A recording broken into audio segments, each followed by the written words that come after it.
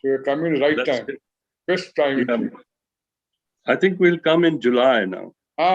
Brilliant. In terms of weather and everything, Pune is absolutely beautiful. Right. Green fair and food. Sorry to interrupt. We are now at 6:32. Shall we begin? Yeah, Dr. Chibar? Yes, Should we? please. Yeah. Dr. Jadhav, shuru karo. Perfectly fine. Okay. Thank you. Hello, everyone. Good evening to our local audience. Good morning, good afternoon to our overseas guests, and a very warm welcome to all. We have a large number of attendees today. We've had over 200 registrations, and we are very happy that you could all join us. Welcome. Our PIC conversation this evening features Dr. Ajay Chibar from Washington, D.C. as distinguished speaker, and Dr. Narendra Jadhav from New Delhi as distinguished chair. It's my great honor to introduce both our event speaker and event chair today. Dr. Ajay Chibar is Distinguished Visiting Scholar, Institute for International Economic Policy at the Elliott School of International Affairs, GW University in Washington, D.C., and Non-Resident Senior Fellow at the Atlantic Council. He was earlier the first Director General of the Independent Evaluation Office, Government of India, and Distinguished Visiting Professor at the National Institute of Public Finance and Policy, NIPFP, India. He was also Chief Economic Advisor, FICCI. He has held senior positions at the UN as Assistant Secretary General and Assistant Administrator, UNDP. At the World Bank, he served as Country Director in Turkey and Vietnam. He was also Director of the 1997 World Development Report, the WDR, on the role of the state and advisor to the Chief Economist of the World Bank. He has a PhD from Stanford and an MA from the Delhi School of Economics. He has also attended advanced management programs at the Harvard Business School, Harvard University, and INSEAD, France. He taught at Georgetown University and at the University of Delhi. He has published widely, including several books in development economics, and is a contributor columnist to several newspapers. Welcome, sir. Our chair this evening, Dr. Narendra Jadhav, is a renowned economist, educationist, academic, administrator, and author in 3 languages. As an independent member of Parliament, Rajya Sabha, nominated by the President of India, Dr. Jadhav has served on various standing committees: finance, commerce, information technology, social justice and empowerment, and welfare of scheduled castes, scheduled tribes, as well as consultative committees, external affairs, tourism, and culture. Dr. Jadhav has held distinguished positions, including member at the erstwhile Planning Commission, Vice Chancellor of the Savitribai Phule Pune University, advisor to the International Monetary Fund, and Chief Economist at the Reserve Bank of India. Dr. Jadhav at present is visiting professor at Ashoka University and at the Indian School of Business, ISB. Dr. Narendra Jadhav currently serves as an independent director on the boards of TTSL, TTML, Jain Irrigation Systems, Sustainable Agro-Commercial Finance Limited, and Indiabulls Ventures Limited. Dr. Jadhav has written or edited 41 books, 21 in English, 13 in Marathi, and 7 in Hindi, and has over 300 research papers and articles to his credit, besides 31 official reports on a range of public policy issues in India.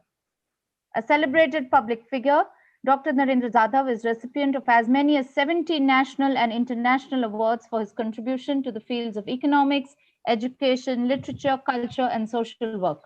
It is our great honor, Dr. Chibar and Dr. Jadhav, to welcome you to the PIC Forum, and thank you once again for joining us this evening.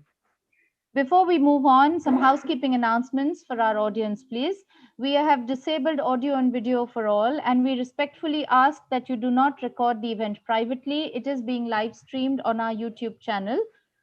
Kindly send us your questions in brief via the Q&A box only. The chair and speaker will address them, time permitting. And now, without any further ado, let me call upon Dr. Narendra Jadhav to start the proceedings. Over to you, sir. Thank you. Thank you very much. Good evening, friends. We are going to have a veritable intellectual feast today. Dr. Ajay Chibar is going to share his thoughts on a subject of a great contemporary relevance, transforming India's economy lessons from the global experiences. As we are all aware, the world economy is recovering from unprecedented shock in the form of the COVID-19 pandemic. Whenever they talk about recovery, they typically talk in terms of U-shaped recovery or V-shaped recovery or W-shaped recovery or L-shaped recovery. And now there is a new alphabet added to that recovery list, that is K-shaped recovery. U-shaped recovery is when the economy simply takes a U-turn within 6 months to 1 year and comes back to its original position. That's the best possible scenario. At the other extreme is L-shaped recovery, which is the worst one, where the economy collapses and stays at that lower level for long. That is L-shaped recovery. W-shaped recovery is zigzag. It goes up and down, so it's W-shaped recovery. The best alternative is the V-shaped recovery, where there is a sharp fall in the growth rate of the economy, and then there is also a sharp rise, all this in a matter of a couple of years. As far as India is concerned, they were talking about, until recently, when the second wave of COVID-19 struck our country, they were talking about, officially they were talking about a V-shaped recovery. The claim was that we are going to achieve a V-shaped recovery, and after a big fall of 7 to 8% of GDP in the growth rate for the current financial year, it was supposed to be 11% plus growth rate, the real GDP growth rate. So that was termed as a V-shaped recovery. But probably it was also combined. There is also talk about a K-shaped recovery in our country. And this new alphabet is very, very important and interesting. When the economy is going down, the stock market is reaching an unprecedented high. When the organized industry is doing very well, the MSMEs are going down. When the people working from home, they are doing much better. Whereas there are others who are, those who work with their hands, they are in big trouble. They have either lost their job or they are unemployed or partly employed, and that has created major problems for them. So that's why it is very important for all of us to understand what lessons that we can take from the global experiences.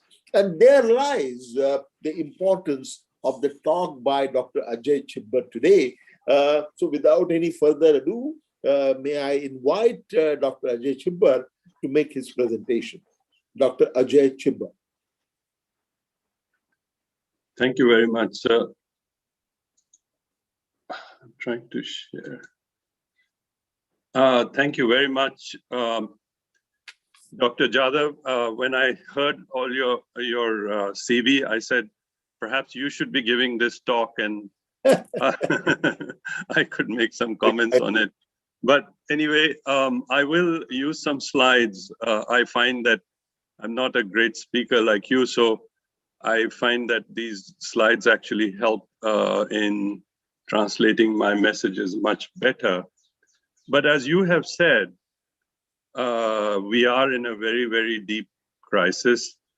We have the second wave with us of COVID, and we are not sure where this will, when this will end, and then there may be the third wave and further waves in the future. So my sense is that, and of course, the crisis has exposed lives and livelihood, but it has also exposed some very deep vulnerabilities of the Indian economy and society more generally, but today I'll focus only on the economy.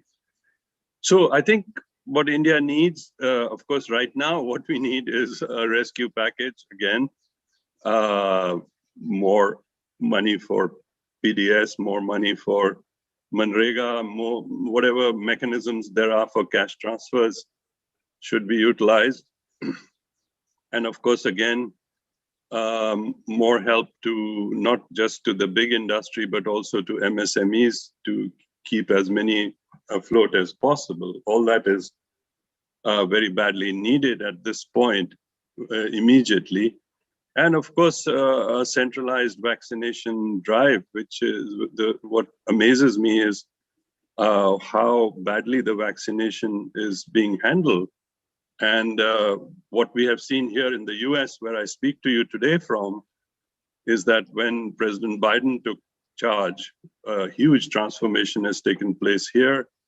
And one of the big reasons for it is this very the federal government has taken charge of vaccination, procurement of vaccines, and then allowed the states to implement them. So I think something like that obviously is very badly needed. But today I will focus a little bit more on what kind of metamorphosis the Indian economy will need, so that were we to have similar crises in the future, we would be able to better handle them. When I returned to India, what struck me was that there are two things that struck me when I came back to work on India after working in the UN and the World Bank for a long time. One was that whatever suggestions one tried to make, the response universally, I would say I got, and certainly in the government, was that this will not work in India. India is very unique. India is sui generis. You don't really understand India, and none of this will work in India. And the other thing that I discovered was, of course, very much a focus not on benchmarking India, but on looking at what I call backward indexation, which is to say, well, we're doing better than before. And in many areas, we are doing better than before. Just to give you a picture of GNI per capita growth rates, we have seen that, there's controversy on the rebasing of these series, but in general, we see an improvement taking place over time.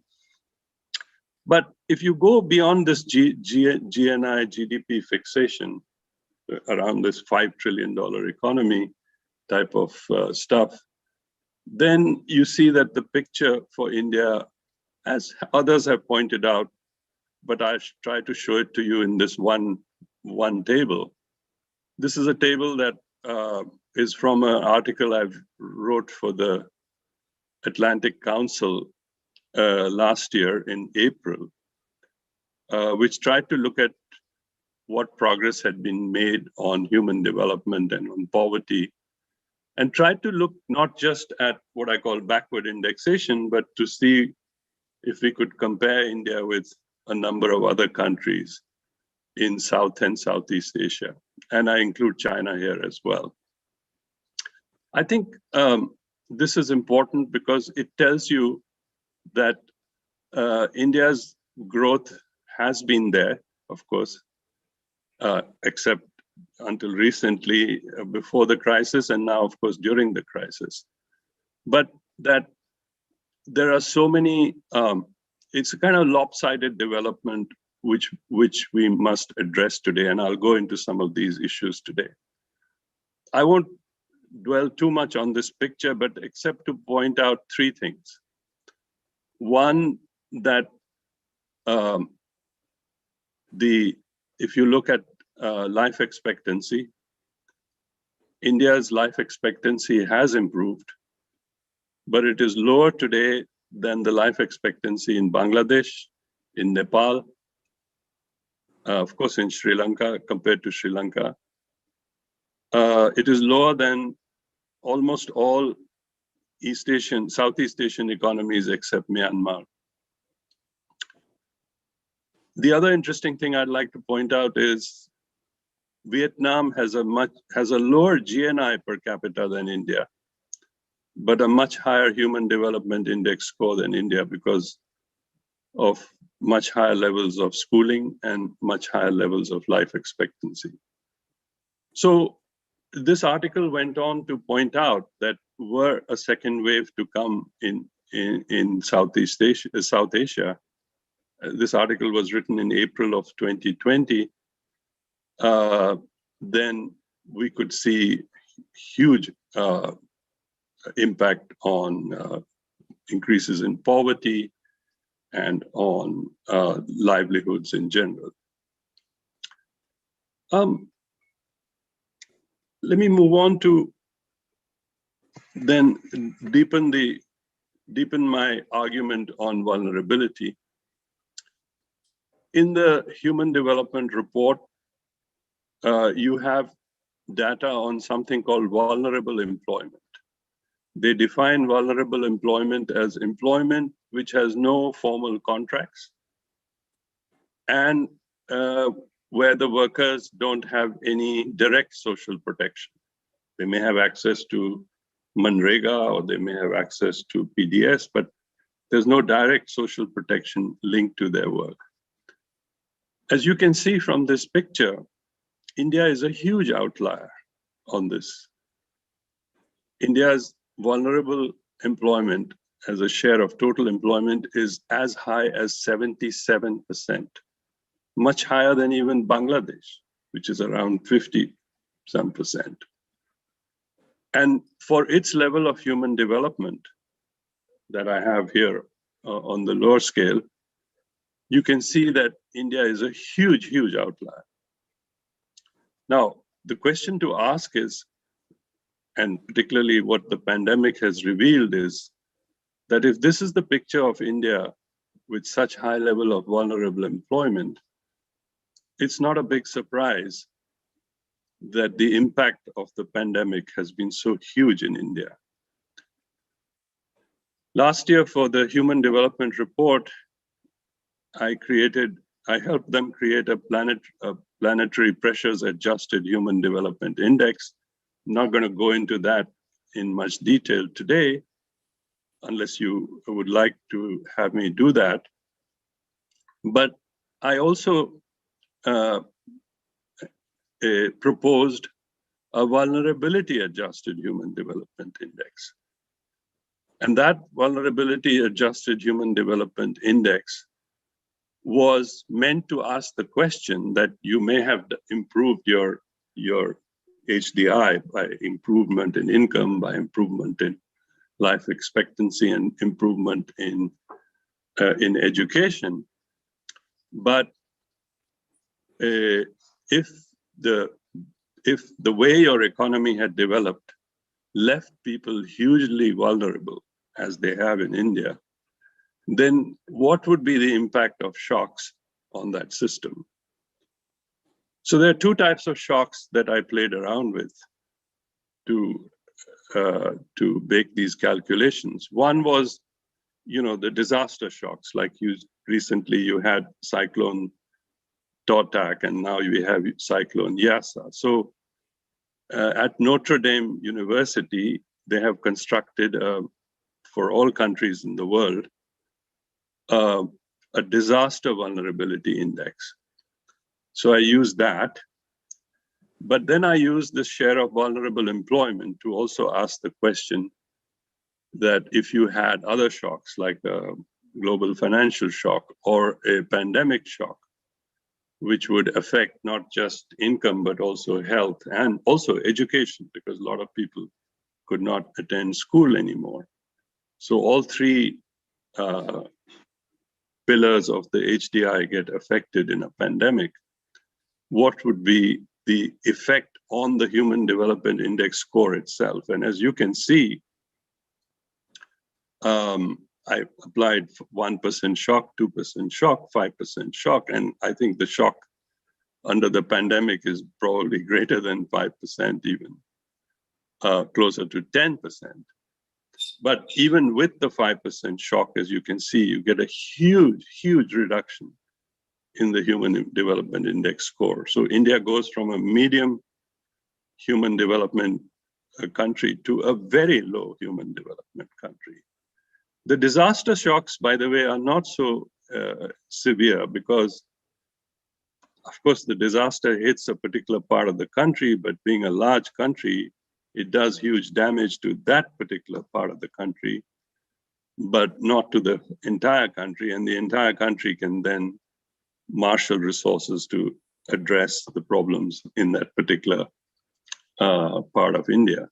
So the disaster shocks are there, but they're not as severe as what you see with things like a pandemic.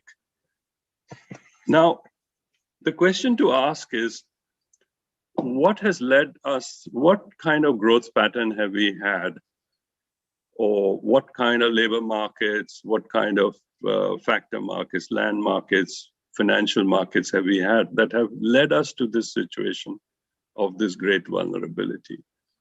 And here I show you a picture of India's growth during its sort of high growth period, and compare it to what happened in China and even to Pakistan and Thailand. And this is sort of a little bit historical. This is pre-financial crisis. But even then, as you can see, that what has brought about our vulnerability are two things. One is the nature of the growth process that we have followed so far. And the other is the lack of social safety nets, in adequate social safety nets in the system. Now here you see India's growth compared to, say, China has been so heavily focused on the services sector. This is total factor productivity growth for India, China, and Thailand and Pakistan. And you can see where and industry has played such a small role. In fact, some have called it premature deindustrialization that we have seen in India.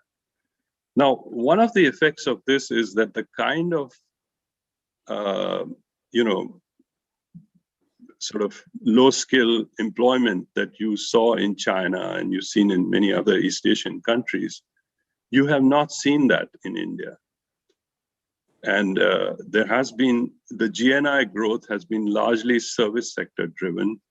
So this is more, high-tech, skilled job creation, but not in the large numbers that you would require for a kind of Lewis, if you recall, Arthur Lewis was a famous West Indian economist who got the Nobel Prize on the Lewis transformation of a dualistic economy. That transformation has not really taken place to the extent that we need in India. India entered its demographic dividend sometime in 2000, 2005. Demographic dividend is a period when your working age population grows very rapidly, and that's the period when you see very high growth in countries, but only if you can find adequate productive jobs for all those people. China went through its demographic transition and did find those jobs. India, unfortunately, started that demographic transition in 2005, and in India's demographic transition will run all the way up to about 2055 in different stages in different parts of the country. But that dividend could easily become a disaster, or is turning out to becoming a disaster, in my opinion, because of the structure of the economy. And it links back to what the chair said for K-shaped recovery as well, because people in certain sectors and the richer people are doing very well, whereas a large mass of people, especially with very high levels of vulnerable employment, of which we saw in the picture of all those migrants flocking back to cities last year, and now sort of come and go as they see how the pandemic is going. So that's one aspect, I think, of this vulnerability that we see, which is the structure of economy has been very lopsided. The other aspect is how the different markets have functioned, particularly the factor markets. And here, I think there's a lot of debate on India's labor laws.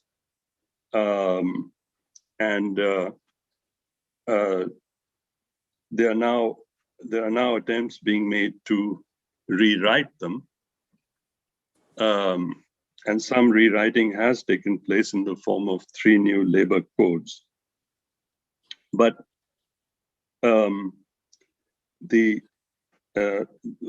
picture that we have so far is of a very complex set of labor laws. And I think that also has been a major factor in this picture of vulnerable employment that I showed you before.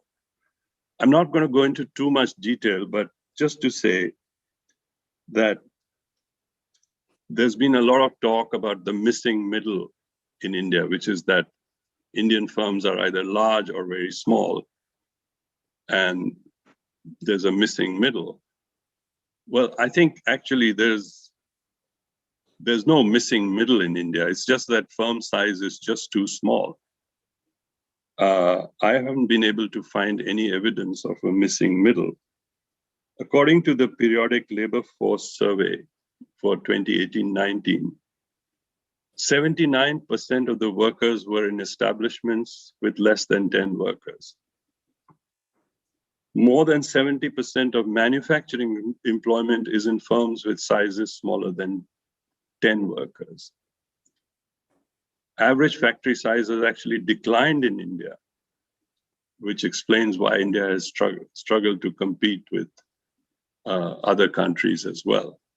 So when I started reading the labor laws, I discovered everything starts at 10. Below 10, no labor laws apply.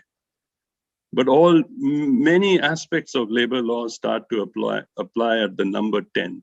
If you have more than 10 workers, you can get a visit from a labor inspector very quickly, and you can see what follows from that.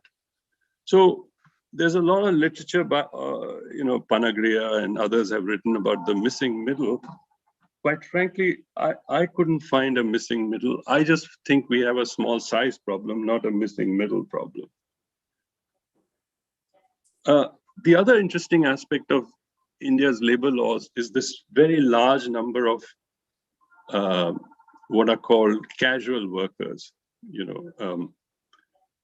daily workers, basically.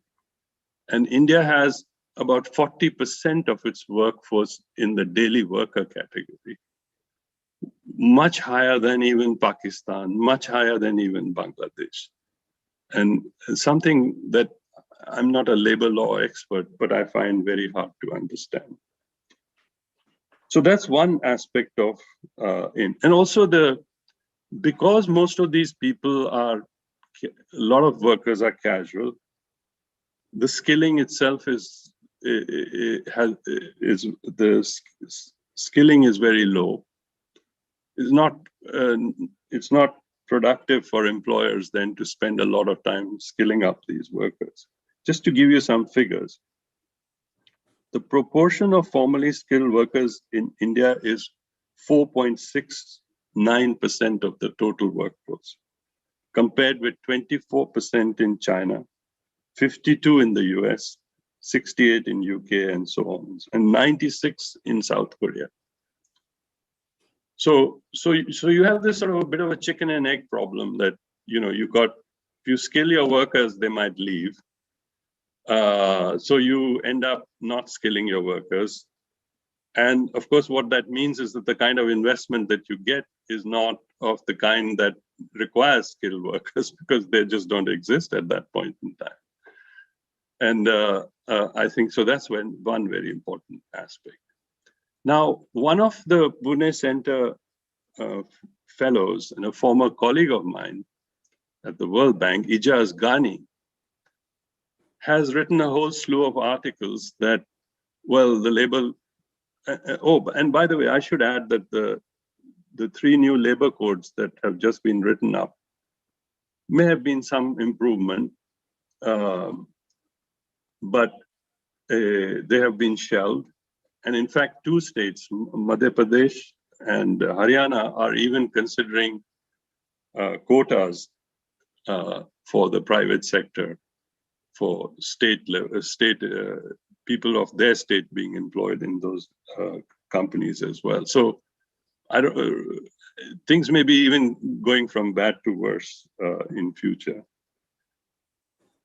Now, Ijaz has written a series of articles where he claims that it's the land market which is more a troublesome factor than even the labor laws. And his argument is that land acquisition has become now very difficult and very costly as well because of the Land Acquisition Acts that were passed in 2013-14, I believe. And one impact of that has been that because manufacturing is more land intensive than services, that partly explains the picture that you see of the structure of growth in India. And also that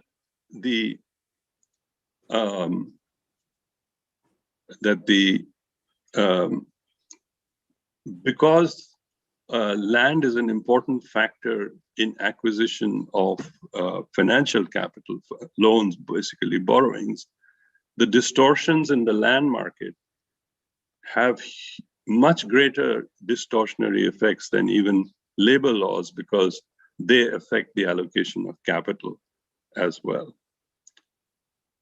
I have some sympathy with his arguments and in explaining a large part of the problems.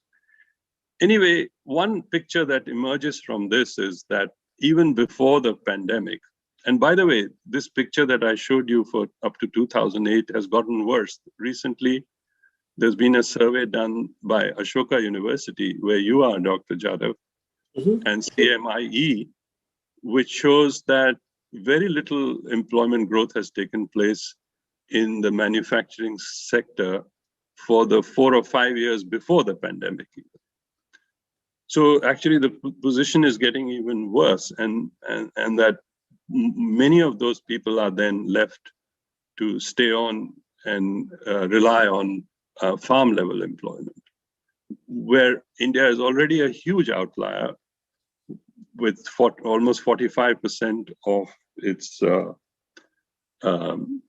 people dependent on farming for livelihood. So that Lewis transformation that I talked about, Sir Arthur Lewis's famous transformation for which he got the Nobel Prize, has certainly not taken place in India. But of those that have come out of the farm sector also, they have ended up not in very productive employment. I'm not going to talk too much about farm laws today, but we do, except to just say we can go into those at Q&A if you like. But I do believe we do need a second green revolution, and that the problems of the farm sector will not be solved in the farm sector alone. But let me then pose the question, why has India been so uncompetitive? And particularly in manufacturing and industrialization. What are the attributes of that? One, of course, we mentioned labor and land laws. But I think we need to look more deeply into the financial sector as well.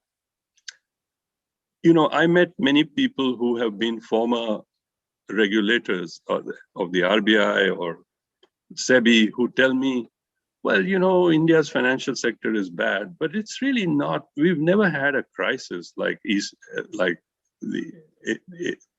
Asian financial crisis or Latin American economies or Russia or Turkey or all these countries. Yes, we may not have had a financial crisis, but we have had a very deep, slow, noiseless crisis in the financial system. And here I give you a picture of the efficiency of our banking system. Just looking at bank spreads, you know, the ratio the difference between lending and deposit rates. It's a measure of efficiency of the financial system. So if you use a heart analogy, we haven't had a heart attack, but we have had very deep cardiac disease spreading in our financial system. Our spreads are amongst the highest in the world. And you can see many of our competitors in China and in ASEAN countries. China has spreads of about 300 basis points. Our spreads have been in the range of 500 to 600 basis points. There are very few countries that are worse than us on this score. Even Pakistan has a lower spread. Certainly Bangladesh has a lower spread. But you can go on to the list of countries. So you say it can't be just maybe public sector bank inefficiency has something to do with this, but it couldn't be the only reason. So I have identified 4 causes. One is these huge and growing NPAs now. The other is the requirement for directed lending. The third is SLR, which is the statutory liquidity requirement, which was as high as 40% at one time, but it's still there, where most countries it's disappeared. In India, we still have about 20% SLR. And of course, general inefficiencies in public sector banks. Now, the people more deeply into this than I, say Viral Acharya, he thinks that fiscal dominance is the main cause of these problems. And I think he's partly right, but let me come to that 1 or 2 slides later. Then you say, okay, let me look at inclusion. Let me look at how inclusive is the financial system.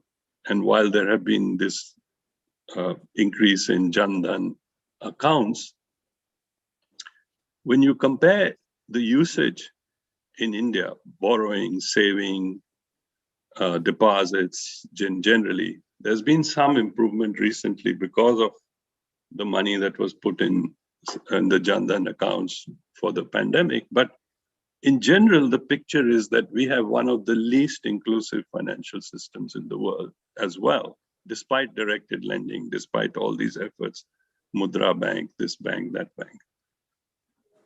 So you get one of the most inefficient financial systems and the least inclusive financial system in the world.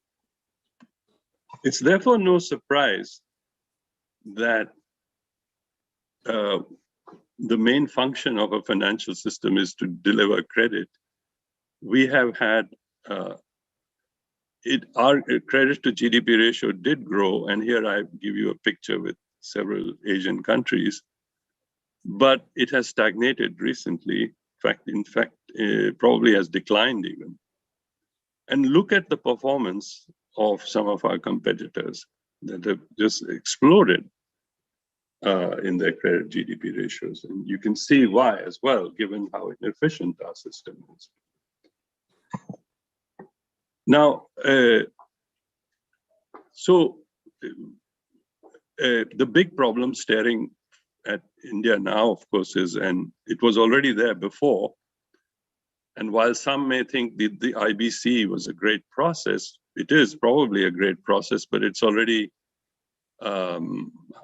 more or less shelved. It was actually shelved even before the pandemic struck, because there had been so many judgments on it in different forms that had been diluted hugely. Then you ask, how come we got ourselves into this position? Was it the fault of the politicians? Was it the fault of the regulators? Was it the fault of,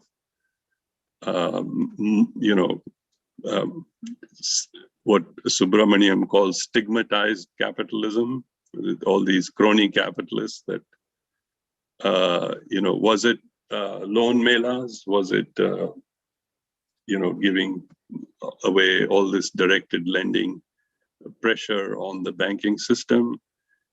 And or is it this fiscal dominance that Viral Acharya talks about in his book, The Quest for Financial Stability? My reading of it, and I'm not, of course, a financial expert, is it's all of the above. It's like, the Agatha Christie movie, Murder on the Orient Express. Everybody has got a knife stuck into this, into this body that has created this mess that we are in today. It's the politicians, it's the crony capitalists, it's the, populist lending, it's the weak regulatory system that we have. And however much the RBI might pat itself on the back for its performance, it has presided over this growing cancer for a long, long period of time. And its nested relationships with the government as its debt manager and all that certainly hasn't helped. But it's not the only culprit. And there are multiple culprits in this story as well. So, if the heart that runs the body is that weak, how are you going to compete?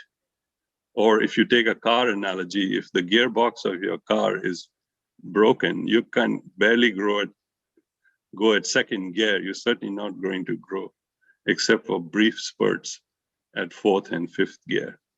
So this obviously is a huge area that needs attention after the crisis is over. But our lack of competitiveness, we have done very well on the doing business index. It's a World Bank created index. As a former director of evaluation at the World Bank, I carried out a review of it. And I said, this is one of the most flawed indices that I have ever seen in my life. Any index is theoretically flawed as well, because any index that always says less regulation is better has got to be a flawed index. But our governments ignored the DBI for quite some time. But Mr. Modi decided that this would be the index that he would improve India's ratings on.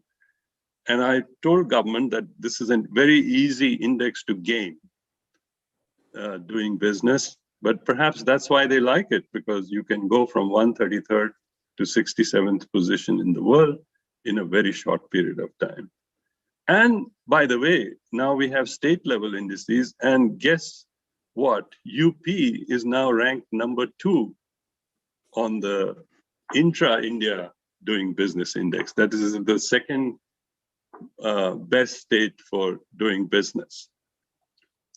But the cost of doing business is what is more relevant. And India has not improved so much on competitiveness indicators more broadly across the world. And one reason is the financial system, but there are others as well. For example, here, I show you a picture on electricity prices. And while our rates for households are very competitive, in fact, quite low, at all about 84 cents a kilowatt hour, we have very high rates for business at 114 or 116 cents per kilowatt hour. And there you can see that many of our competitors to the east of us have much lower rates than we do. If I move to fuel prices it's become this golden cow for government now, both for central and state governments. When prices go down, they just capture all of it through taxes.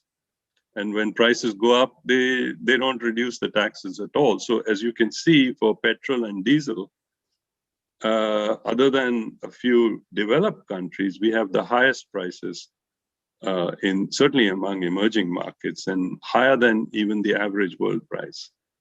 So it's another reason where and this applies, by the way, also to the electricity story applies to other things as well, like railway tariffs, where freight subsidizes passenger. And there's been some changes recently, but broadly that picture remains true. We are supposed to be the IT power of the world, but actually when you, other than a fact that we have a few companies that have done well in through outsourcing, although none of them has ever produced any great invention in IT. I don't mean to denigrate any of these companies, but just to say that they are making money. They have provided this back office jobs to a lot of people here. But if you go to competitiveness indicators, to my surprise, I found it lists IT access as a huge problem in India. And you can see why. The percentage without internet access in India is much lower than Indonesia, Malaysia, Vietnam, closer to what is now in Pakistan.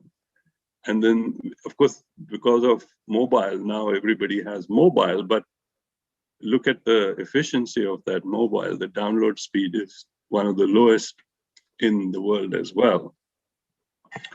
We can go to ask the question, well, we may be behind in competitiveness, but are we catching up? And if you look at R&D expenditure, actually it's been declining in India. And look at where China is, and look at where the rest of the world is on these things as well. The cities are meant to be an engine of growth in India, and we have had an explosion of urbanization. We've got all these programs, smart cities, etc. Many of our cities will have a GNI at some point larger than many other emerging economies, like Bombay and Bangalore and Delhi, of course. But we have one of the most inefficient city structures as well. We have cities will provide you great growth if they are run efficiently, and they're agglomerations of innovation and success, but they could also be cesspools of misery if they are not run well and if they are not managed well. And India has two problems. One is that much of the growth takes place in what I call mega cities.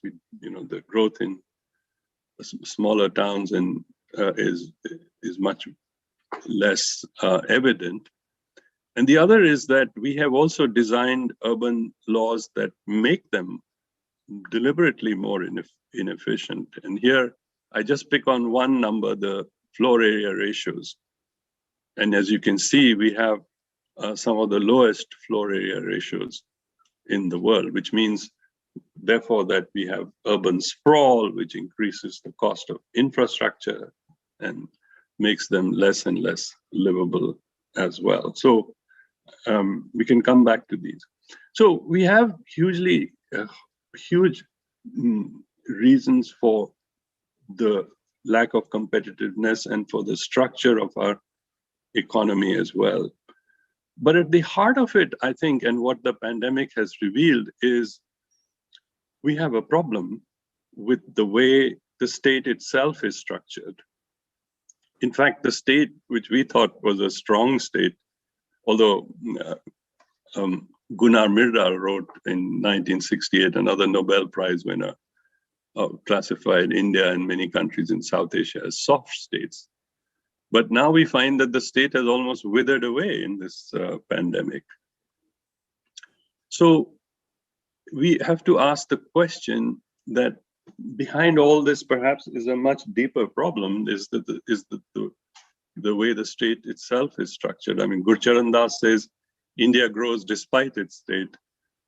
Pritchett calls it a flailing state. Pratap Banu Mehta and others go into a lot of political economy reasons for the way things are. But all that is true.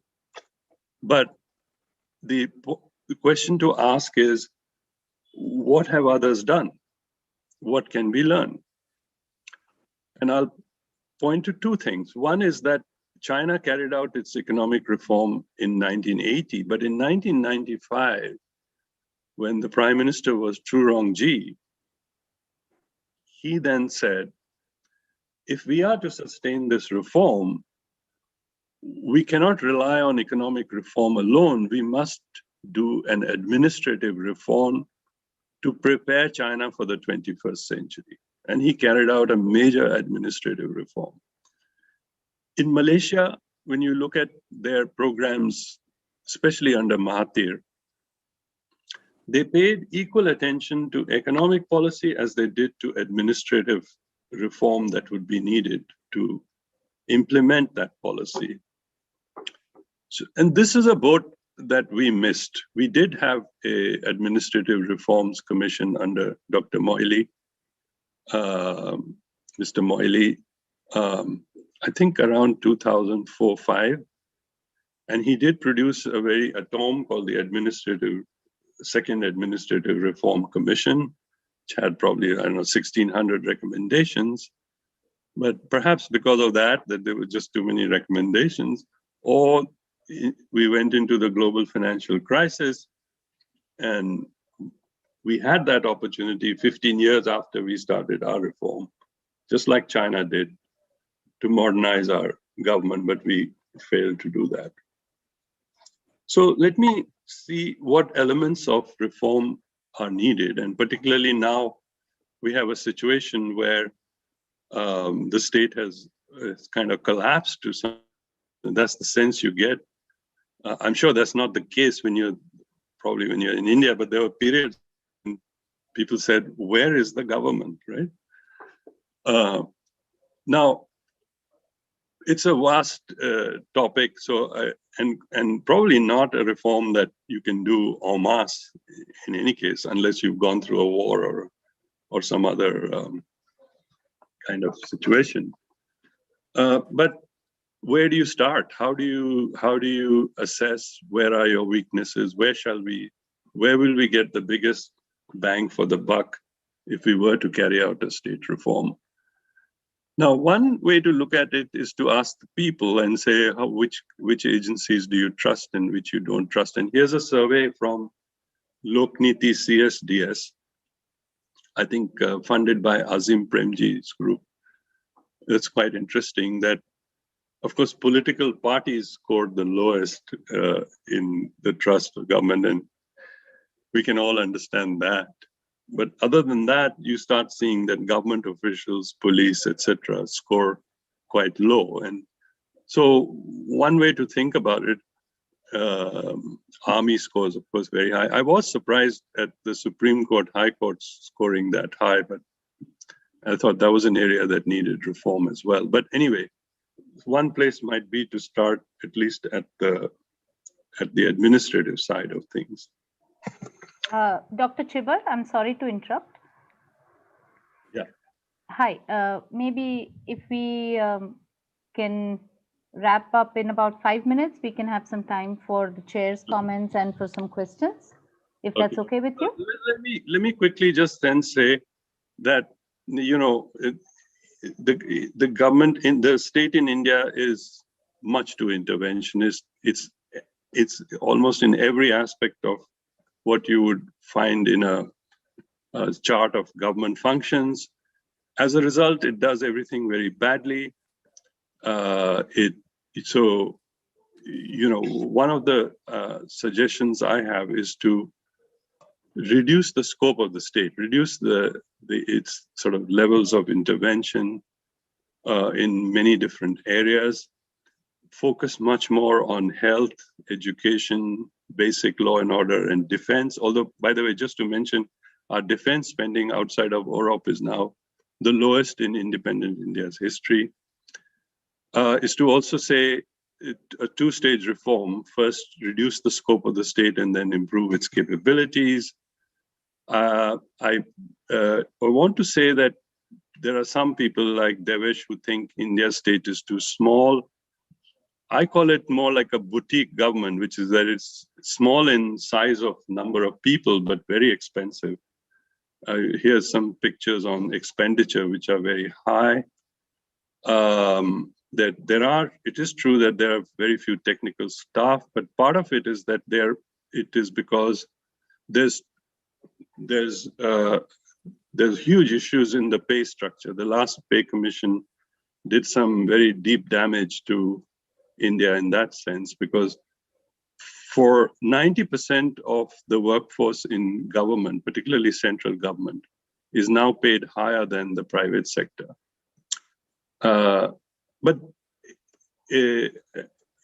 And the top 10% is paid lower, where discretionary decision making takes place.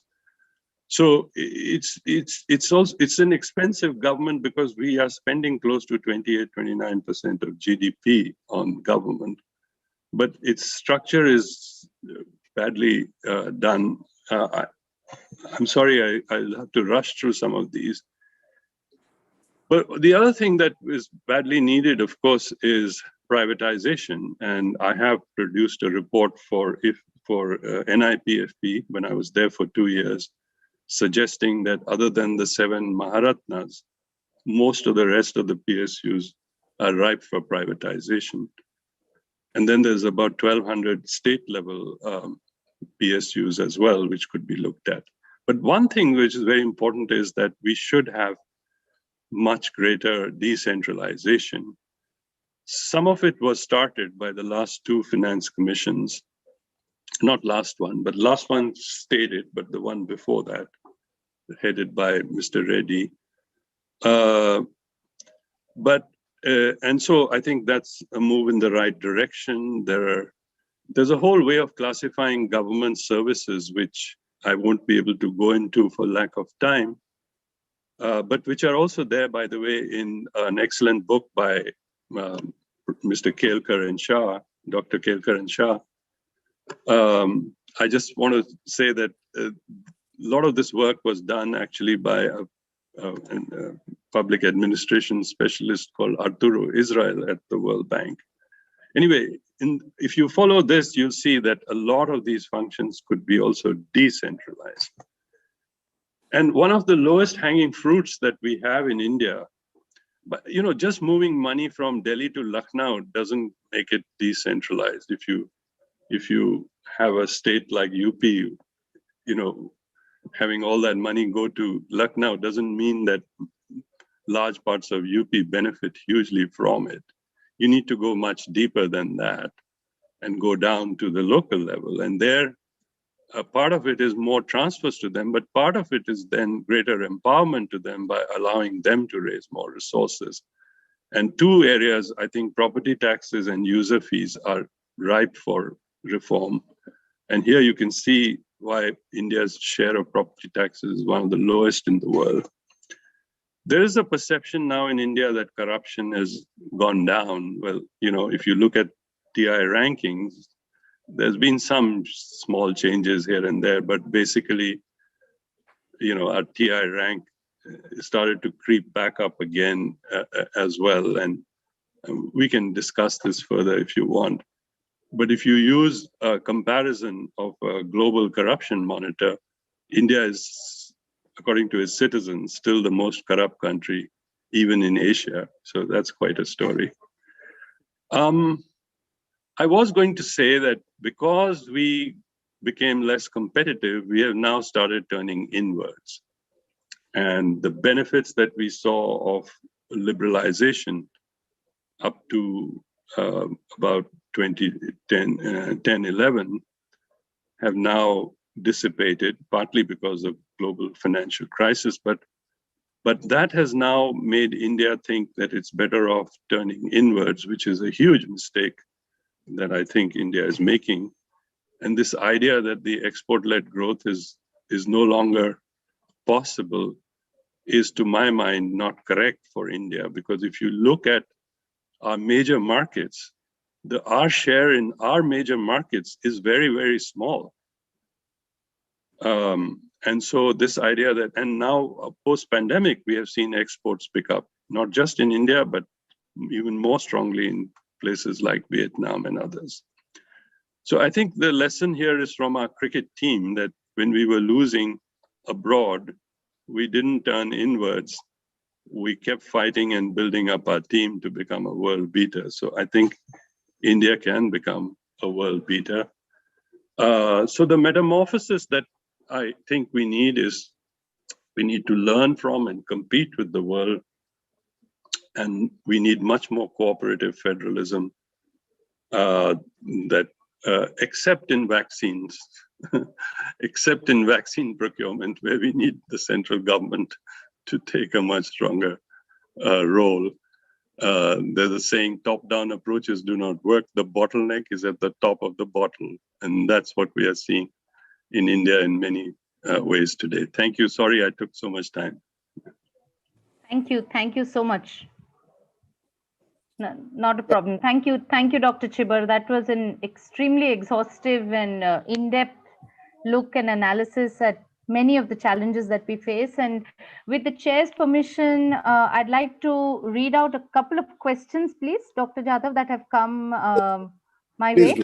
And Dr. Chibar, I'll read them out in the order that they came to me. If you would like to answer them individually or together, I leave that to you. We have a question from Mr. Madhukar Kotwal. Do you think a donut economy type approach is the right model for India to follow rather than a GDP driven one? And the second question that we've received is from Ambassador Gautam Bambawale. Does the platform economy have the potential to provide large scale non-farm employment in India? Should we focus on the platform economy rather than on manufacturing? So these are the two questions we've received so far. Do you want me to respond?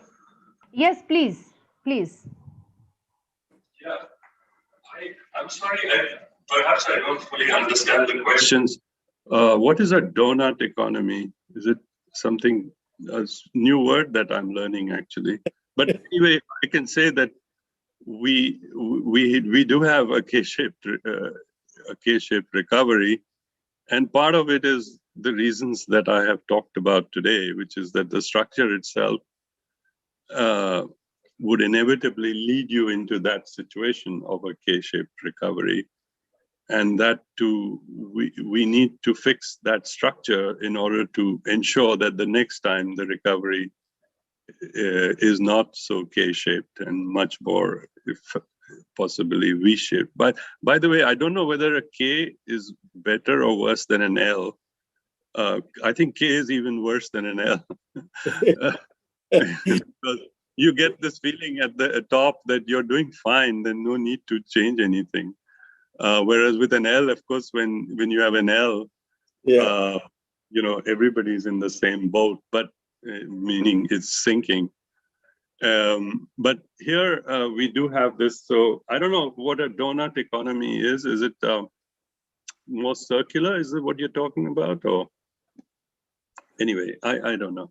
But on the other question, platform versus manufacturing, again, I don't understand the terminology perhaps of what a platform is, but I do think that, you know, you cannot really employ such vast numbers of people that we have without having a much greater role for the manufacturing sector. And partly, I think also that this whole area of services and manufacturing, in some sense, is also mistaken, because yes, we have had service sector growth in India, largely built around now e-commerce and outsourcing. But what we have not been able to do is apply the strengths of our IT sector in a range of manufacturing products, network products as they are called, which today are very important in global value chains as well as in regional value chains. So I think there's something there that we need to look at. But sorry, I don't understand what a platform economy is. No, thank you, Dr. Chibar. I think maybe we have time, Dr. Jadhav, for one more question, if that's okay. Please. Yeah, it's a timely one, relevant to what's happening. Dr. Chibar, the question is, what are the lasting transformations that you foresee in the Indian economy as a result of the ongoing pandemic? The lasting impressions? Well, I think, I hope that it shakes us and wakes us up. I think society has now realized, the Indian system has now realized how weak our basic structures are, whether they are economic structures or safety net structures, and that this shakes up the system as a whole to realize that India cannot be run from Delhi alone in a top-down manner, that there is much that we can learn from the world, and this hubris that we created for ourselves, that we can now teach the world. I mean, in a few months back, there were leaders in our country saying we could be teaching the world how to deal with the pandemic, and now we are in the worst situation that we find ourselves in. So I think this should be a wake-up call, not to focus so much on sectarianism and all these other issues, that there are much deeper problems that we must cope with, and that we are in it together. The whole GST that Dr. Kelkar started, now we are in a mess there as well, because we have lost the trust of the states with the way the downturn in revenues has been handled. There were problems in the GST system even before that, but those could have been handled if there was some cooperative federalism in place, but now even that is in trouble. So what I'm trying to say in this talk that I've given, I call it metamorphosis, which is, it's a very deep transformation that is needed, and I hope the crisis wakes us up from that. Immediately, of course, we do need rescue packages. Thank you. Thank you very much. I'm going to hand over to Dr. Narendra Jadhav now for the chair's comments before I propose the vote of thanks. Thank you, Dr. Chibar, once again. Thank you, Shilpa, and thank you, Dr. Ajay Chibar, for a very exhaustive and highly insightful talk that you have presented, that you have given. To many of us, it was an eye-opener. Your analysis of the status of Indian economy, even before the pandemic hit us, is revealing, and you have explained very well how, while there has been considerable growth, the development has been lopsided, and there are deep-seated structural problems which have made the shock of pandemic, the adverse effect of pandemic, even more than what it would have been if we did not have these structural issues. There were three questions asked.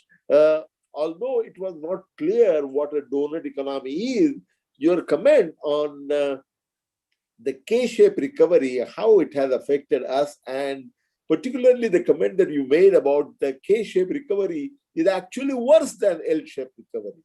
Because in the L-shaped recovery, you know that the economy is down and at a very low level. In the K-shaped recovery, you have a false sense of complacency. Because part of the economy is doing well, you feel that all is well because you are focusing on that part of the economy which is doing well. So in that sense, you are absolutely right that the K-shaped recovery, which we are having right now, is actually worse than the possible L-shaped recovery. About the question about the platform versus manufacturing, platform economy versus manufacturing, while it was not clear to me, what you said is really very true, that we cannot provide employment to such a vast number of people without a large manufacturing sector. And to the third question about the lasting transformation, your answer really summed up very well how this pandemic should shakes us up and wakes us up. And that we must learn that India cannot be run in the top-down manner. And we should also learn the hard way that we are not Jagat Gurus as some of us believe and have been talking about. And we should learn from the experiences of other countries in the world. And for that, there is a deep transformation which is required.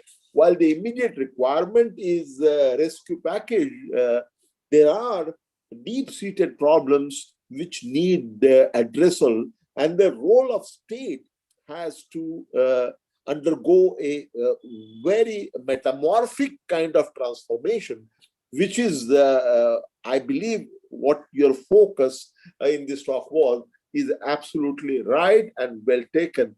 I really thank you from bottom of my heart about this talk and the way you handle the questions. This discussion, we did not have too much time for discussion. You needed much more time because the subject that you covered was so vast, but you did remarkably well in the given time that you had, and I thank you for that. Over to you, Shilpa. Thank you, sir.